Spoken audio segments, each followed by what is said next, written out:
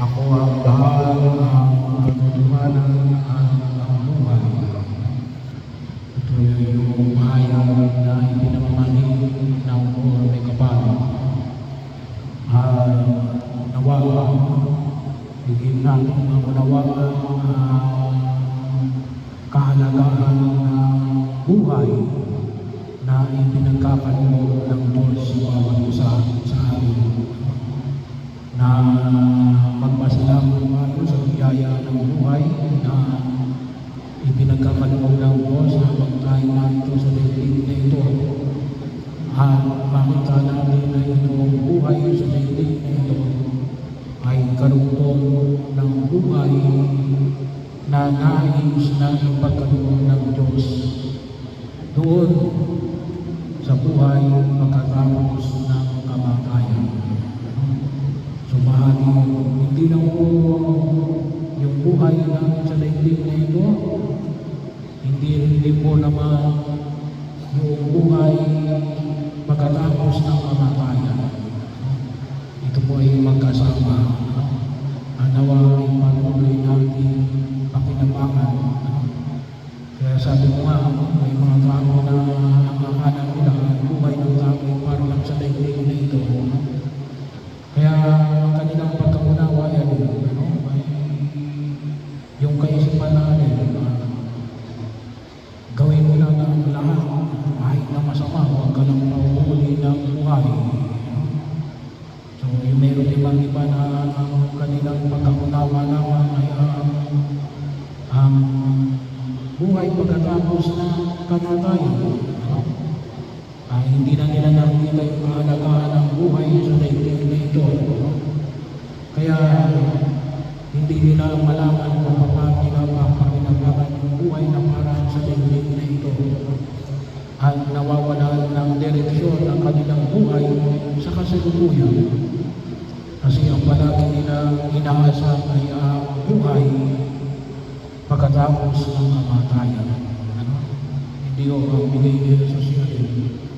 Ang buhay sa daigdig na ito at ang buhay pagkatapos ng kamatayan. At ang buhay pagkatapos ng kamatayan ay nagsisimula kung paano natin gamitin ang buhay na ipinagkaloob ng Diyos dito sa lupa. Kaya napakahalaga na makita natin yung biyaya na ito. Halisa ang maliwanag ni pinamaman ng buong may kapal na alin na kaya nga anong sabi niya ito, ang daan, ang katotohanan at ang buhay. Yung pananampalataya na naman natin kay Jesus ay maging gabay natin upang pakinabangan natin ang buhay na ito sa daigdig na ito at ang buhay pagkatapos ng kamatayan. Kaya nawa maayos natin ang pagkakataon na ito. At isa o sa ipinamamanig sa atin niya rin, huwag kayong mamalisa. Huwag kayong mamalisa. Manalig kayo sa Diyos at manalig kayo sa amin. Kaya sa mga nag-aanyaya sa biyaya ng yung mga sisimaw araw-araw, sabi nga, anong mahalaga ba sa buhay sa daigdig na ito? Yung laki ng yaman? Hindi. Yung laki ng lupa? Hindi. Yung dami ng pera mo sa bangko? Hindi. Ngunit alin, yung tayo ay makatugon sa kagustuhan ng Diyos. Sangayon sa katatayuan ng bawat isa. Bahagi yun. Kasi may iba tayong katayuan. May mayaman, may mahirap, may katamtaman. So, paano kayo sumusunod sa kalooban ng Diyos? Yun ang higit na mahalaga. At ano yung higit na kalooban ng Diyos? Sabi nga mo natin, ay nasasaling sa utos ng Diyos natin na nakabagay sa pag-ibig sa Diyos at pag-ibig sa kapwa.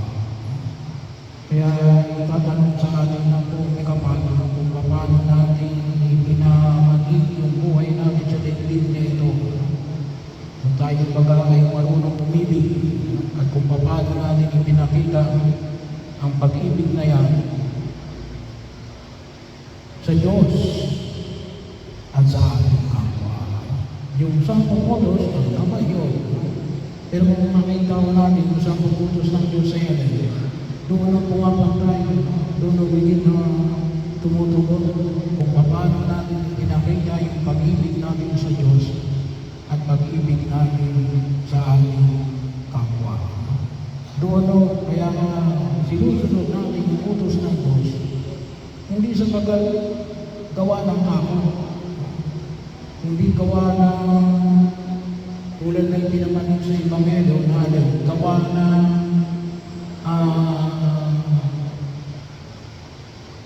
paanyaya na gawa lamang ng pangamba o kawalan ng kamiyakan. Sabi nga natin, kapag tayo ay puno ng pag-ibig, ay yun ang higit na kung saan ay ipapamanik natin sa buong kapal. Kaya, iniudulog sa atin ang buong kapal at nawain ko yung iniudulog natin para kay Herman, dahil atin namin sa kanyang uling ng tuman, na nawain ang kanyang buhay na inilagay sa daigdig na ito, ay isang buhay na nakatugon sa ayon sa paanyaya ng Diyos. Isang buhay na nagpapakita ng kanyang pag-ibig sa Diyos at sa kapwa. At kung sakaling man siya ay nagkulang, gawa ng kanyang kainahan, ay idulog natin sa harapan ng pangungkapal na nawa siya ay lubos na kaawaan.